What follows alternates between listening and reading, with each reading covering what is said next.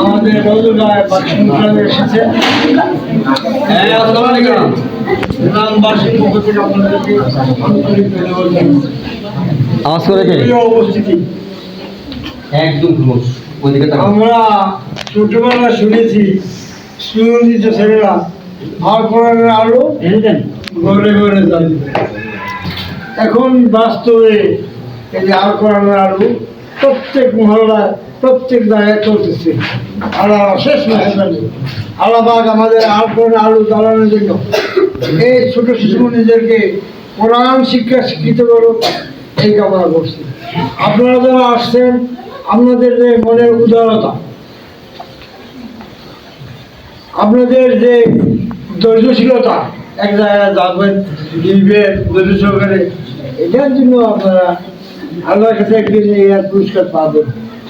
মানুষ মানুষের জন্য আপনারা মানুষের পাশে দাঁড়াইছেন। কারা যারা কোরআন শিক্ষা শিক্ষিত হবেন, আপনারা, আমি মনে করি আপনারা আসল প্রকৃতি মানুষ। আমরা আমাদের জীবন সংসার করে রাজনীতি কাটেছি, বৃথা জীবন, সম্পূর্ণ বৃথা। আপনাদের জীবনে সুন্দর হোক, আপনারা দেশের মানুষের পাশে দাঁড়ান, সেবা করেন, এর আশীর্বাদ ব্যক্ত করে উপস্থিত সকলকে ধন্যবাদ জানিয়ে আমি আমার বক্তব্য শেষ করছি। আসসালামু আলাইকুম ওয়া রাহমাতুল্লাহি ওয়া বারাকাতুহু।